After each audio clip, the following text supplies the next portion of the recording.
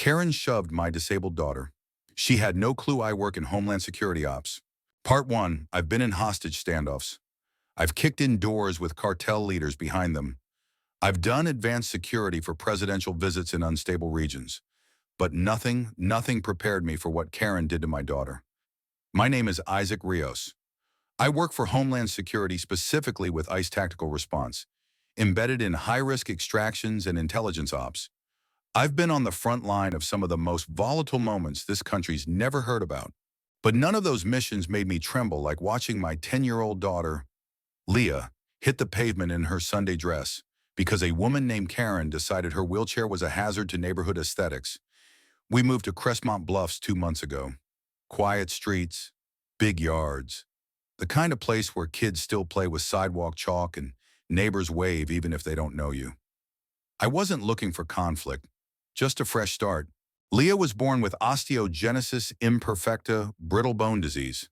She's already had 5 surgeries before the age of 10. Her wheelchair is more than mobility. It's her armor, her independence, her pride. She decorated it with glitter stickers, her school's colors, and a hand-stitched pouch that said, "This is my spaceship." We picked this neighborhood because the sidewalks were even, the ramps were legal, and the community center advertised accessibility-forward events. But they didn't advertise Karen. I first met her at a neighborhood association gathering. She wasn't listed on any official board, but she wore a navy windbreaker with HOA compliance printed across the back in iron-on letters. She introduced herself to everyone like she was mayor, handed out rule cards, measured lawn height with a folding ruler. She was polite at first, overly so, until she saw Leah's wheelchair. "That thing have a permit?" she asked. I blinked. Her wheelchair, Karen smiled tightly. "Some mobility devices exceed path compliance with. We've had issues with porch congestion. Just asking. Safety first." It took everything in me not to reply like I would in an interrogation room. "She's 10. That chair is her legs. Maybe check your tone." Her eyes narrowed. The weeks that followed were a slow grind of passive aggression. Notes taped to our door about cluttered driveways. A printed HOA violation notice in our mailbox, though no real HOA had been active since 2020. And during one weekend BBQ, she walked over with a tape measure and measured the wheelchair ramp we'd installed. Then came the event. It was called Community Unity Day, hosted by the center to encourage neighbor bonding. Balloons, food stalls, music. Leah was thrilled. She even offered to read a poem she'd written called "My Chair is My Chariot." That morning, she wore a sunflower dress and polished the wheel rims. I wheeled her to the community garden stage while I carried her script and juice box. She was glowing, until Karen showed up. I saw her watching from across the lawn, arms crossed, lips pursed. She didn't clap when the first kids performed, didn't smile when a choir sang, "This Little Light of Mine." And then, right as Leah rolled up the ramp to the stage, Karen stepped forward. No unauthorized mobility devices on the stage. She barked. I stood. It's her turn to speak. "She's a performer." Karen's lip curled. "She's a liability." Before I could stop her, she stepped behind Leah and shoved the chair. Leah screamed as the front wheels caught the edge of the stage and twisted sideways. She tumbled forward, landing hard face first onto the concrete in front of 100 horrified people. Gasps, screams. A child started crying. The juice box rolled away like a silent witness. My body moved before my brain did. I dropped everything and ran. Leah was crumpled, scraped, crying. Her glasses shattered. Her chair was tipped sideways, a wheel bent inward. I scooped her up and held her tight, heart pounding.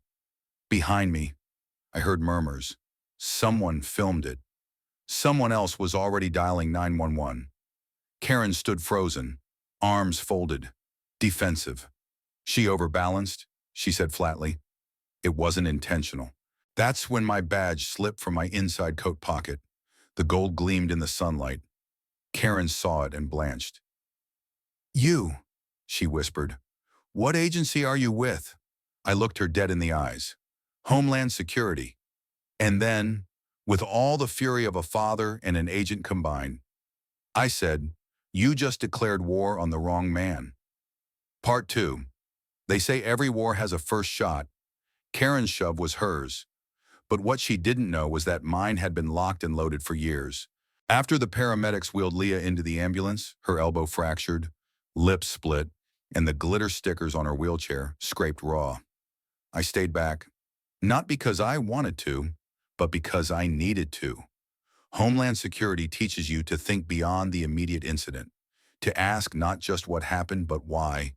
And Karen, she didn't act like a woman who'd snapped in the heat of the moment. She acted like a soldier on assignment, cold, calculated, ready with legalese. I'd seen that look before, so I stopped being a father for a minute, and I became an agent. Karen was already trying to leave the event when Officer Simmons from local PD arrived. She shoved a disabled minor off the stage. I told him, in front of dozens of witnesses, "There's video. She needs to be detained now." Simmons hesitated. Karen had pulled out a laminated badge that said Crestmont HOA Enforcement Division. Simmons frowned. "Is that even real, no?" I said, pulling up the county records on my phone. "The Crestmont HOA was dissolved 2 years ago. There is no board, no enforcement division. What she's wearing is impersonation of authority." Karen tried to interrupt. "This is a community-recognized save it," Simmons snapped, cuffing her. She protested all the way to the cruiser, but that wasn't the part that stuck with me. It was what she said as she was loaded in. "You can't stop it. I'm not the only one." That was the moment I knew. This wasn't one woman's obsession. It was an operation. Back in the hospital, I sat beside Leah's bed, watching her sleep through the pain meds, and I opened a secure laptop. I dug into Civic Trace, a private surveillance tool only cleared for field operatives. Normally, I'd need a warrant or incident clearance to run domestic identity cross-checks, but I had something better: Karen's badge number. The Crestmont HOA Enforcement Division seal matched an archived logo from a defunct Florida-based group called Neighborhood Enforcement Standards Task Force. They'd been investigated in 2019 for targeting elderly residents and immigrants in gated communities using fake citations and intimidation to force home sales. The founder, a man named Gregory Vance. He had ties to private security firms, real estate shell core, and my blood ran cold. 2 names I recognized from a prior anti-extremist sweep involving suburban paramilitary groups. Karen's name appeared in N.E.C.T's volunteer registry. She wasn't a lone vigilante. She was part of a distributed network. I compiled a dossier and contacted my contact at DHS Intel Ops agent Brooke Danner. She answered on the first ring. "Rios heard what happened. The video's all over the internet. You need to elevate this. I've found links to an organized HOA impersonation ring with potential interstate coordination." I sent the dossier. She skimmed it live on the call. Christ. These people ran drills. They called them compliance scenarios. Role-play-based intimidation. Brooke cursed softly. "We need boots on this. We'll get DOJ involved. But you've got lead." I nodded. "I want full surveillance authority. They're deeper than we think." "Granted." And Isaac, watch your 6. I started by digging into Karen's electronics. After her arrest, PD let me examine her phone under DHS authority. What I found was enough to indict 5 more. Encrypted messages with usernames like Civic Sentinel A9 and HOA True Order. They talked about Phase 2 compliance, about community neutralization protocols. One even read Rios is compromised. Daughter's a soft flank. I froze. They were talking about me, not just as a neighbor, but as a threat.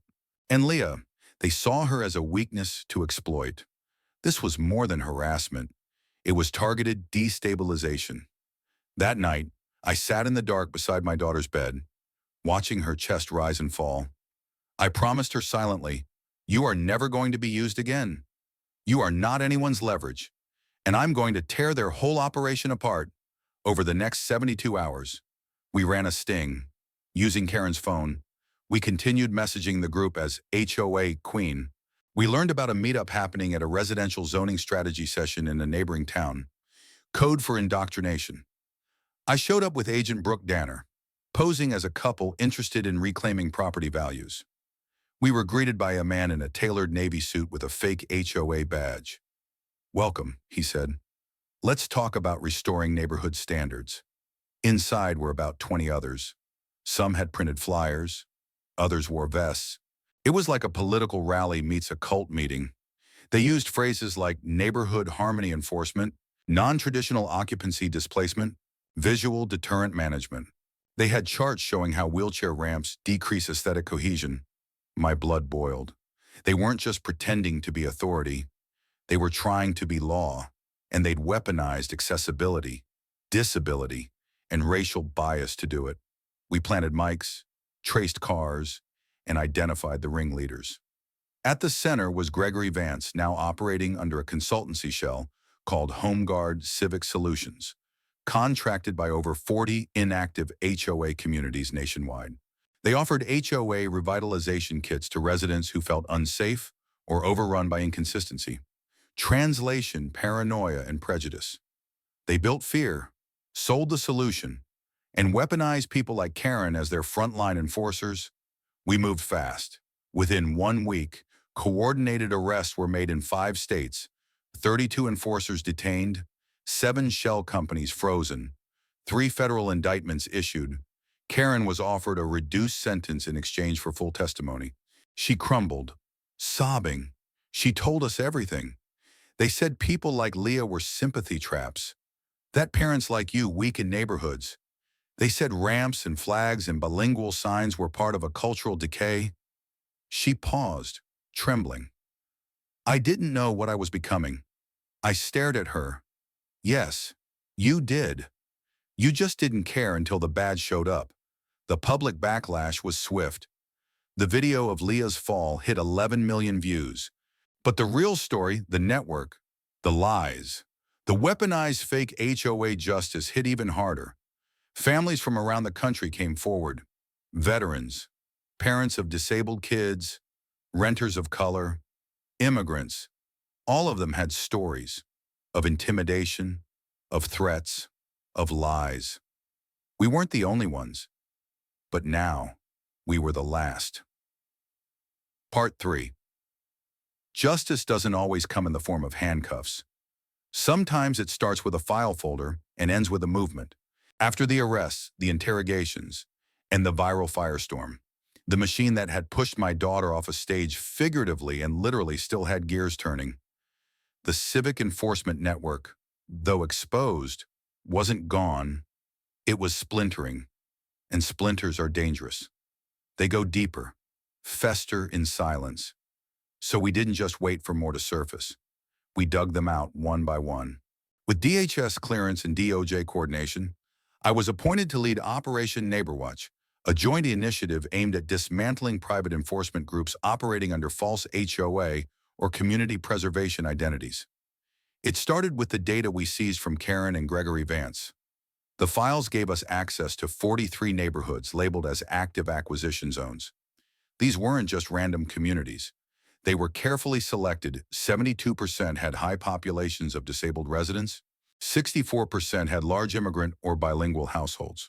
81% had dissolved or dormant HOAs. It was a playbook for systemic targeting, and we were about to rewrite the rules.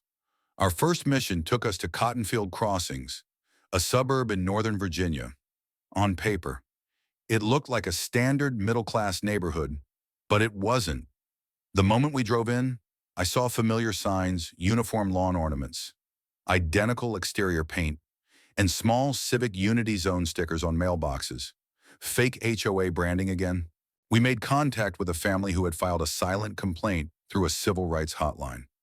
Their teenage son, Mateo, used a powered wheelchair and had been cited twice for mechanical obstruction. The second time, someone slashed his tires. His parents had a video of the compliance officer walking away. It wasn't Karen. It was someone else wearing the same navy vest with fake insignia. That night, we executed a controlled sting. We set up a mock violation, a fake unauthorized porch sign that read, "Accessibility is not a crime." Within 2 hours, a man showed up, clipboard, vest, attitude.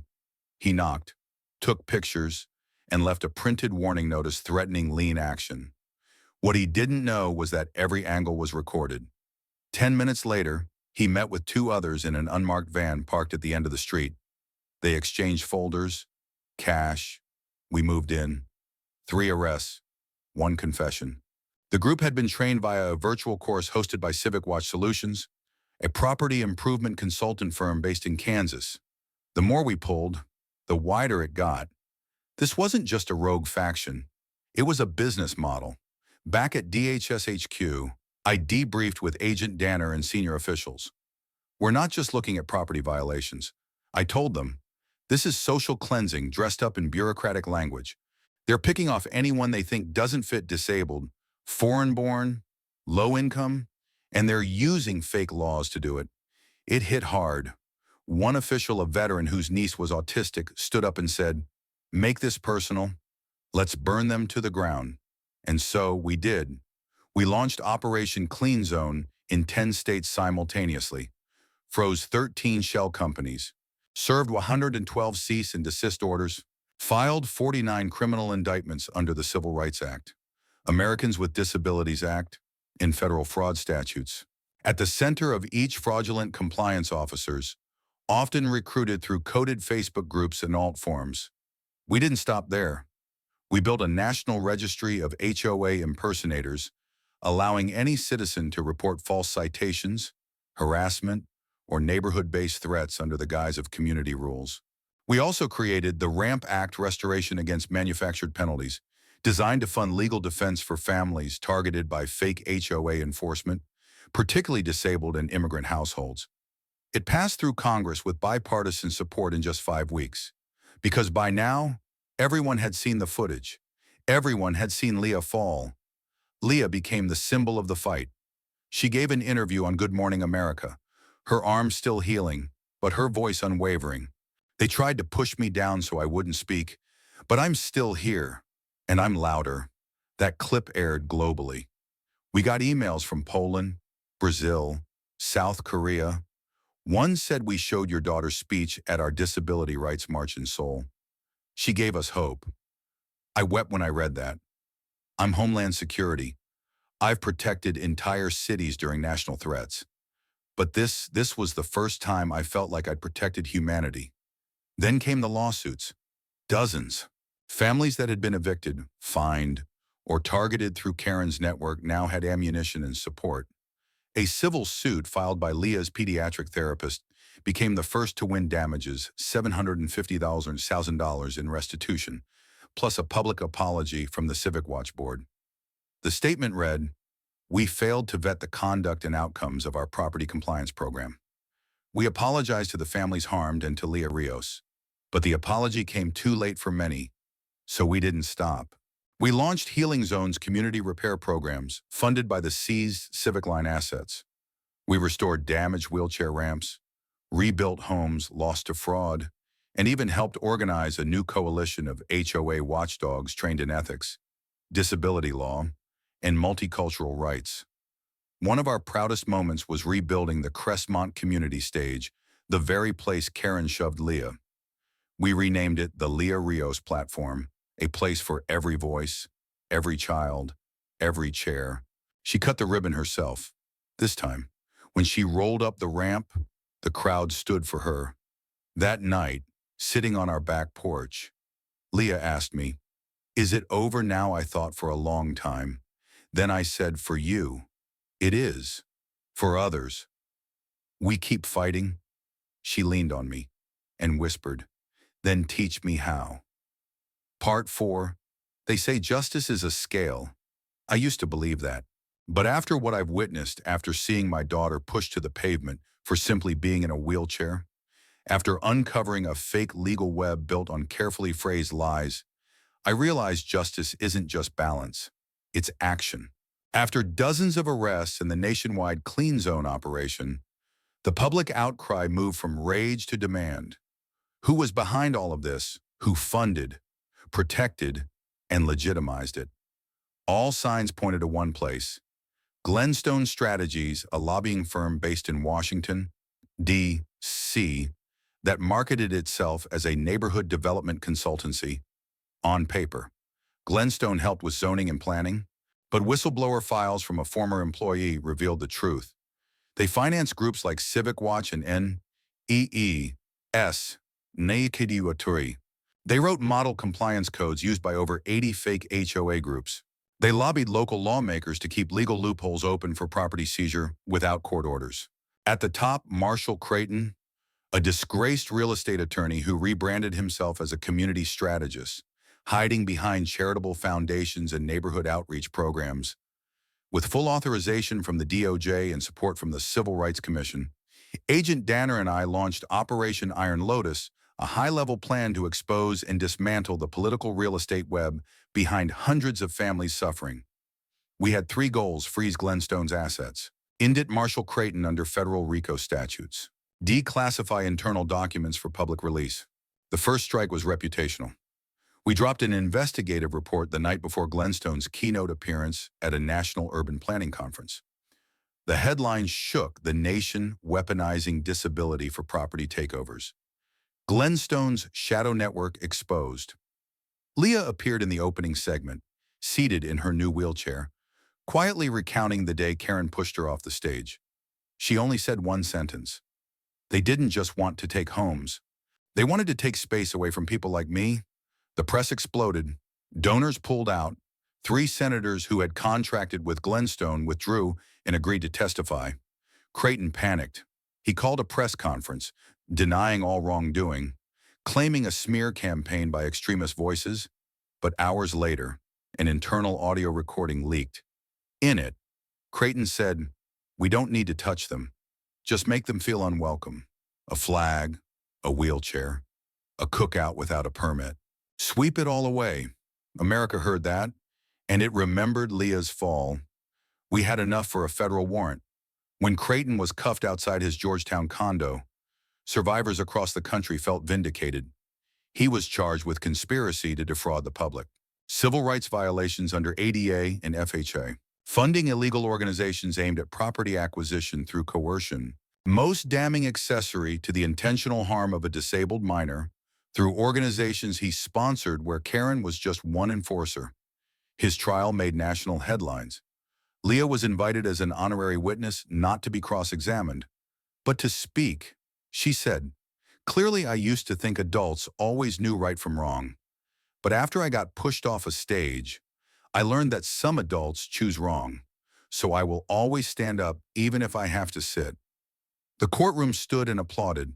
Even the judge wiped away tears. Creighton was sentenced to 60 years in federal prison without parole. Karen, from her cell, sought witness protection in exchange for leading us to 17 more micro-networks. She had no defenders left. After the verdict, I didn't go home right away. I walked the old streets of Crestmont where it all began. The community stage had been repainted in rainbow colors. A handmade sign read, "No one gets pushed down again." At our fence, someone had left a card. "Not just Leah's dad, you were the one who pushed back." I smiled, not out of pride, but because now I understood real strength isn't in guns or badges. It's knowing who to stand up for, and when. Part 5. I used to think justice was the end. A verdict, a courtroom door closing, a nod from the judge. But justice, I learned, is just the beginning. What comes after is harder rebuilding, trusting, living again. A month after Creighton's sentencing, Leah and I started receiving letters. Not from government agencies, from everyday people. A single mother in Minnesota wrote, "I gave up fighting my HOA after they called my child a burden to the block." Then I saw Leah speak, and I rewrote my complaint. A veteran in Georgia wrote, "They forced us out for flying a military flag, but thanks to your work, I've been reinstated by my local council." An 8-year-old, "In crayon, I use a wheelchair like Leah. I'm not ashamed anymore." That's when I knew Leah's story didn't just belong to us anymore. It belonged to everyone who'd been silent. And now, they were finally speaking. We founded Voices Unseen, a national movement with a clear mission to protect the right to live, the right to belong, and the right to be seen. Unlike our earlier efforts, This wasn't just about HOA fraud or disability rights.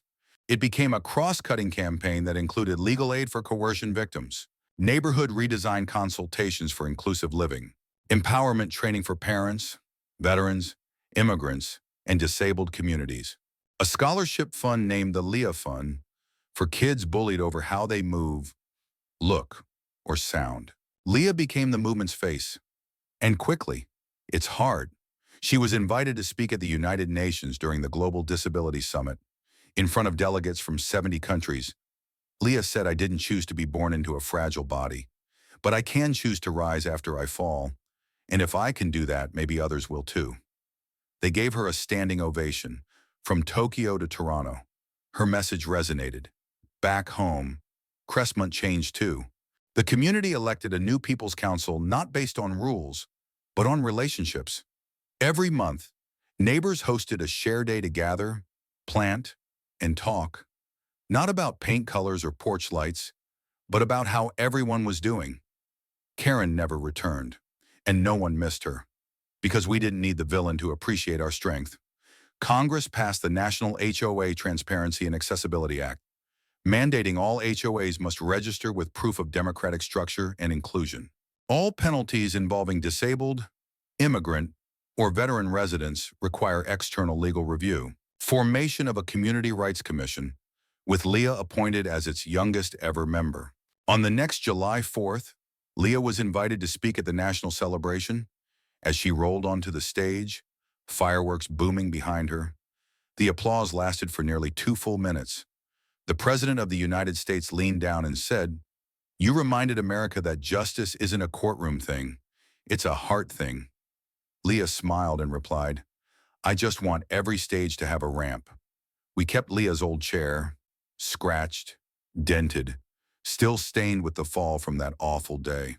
It's in a glass case now, in our living room. The plaque reads, "Where I fell is where I began to rise." Life isn't perfect.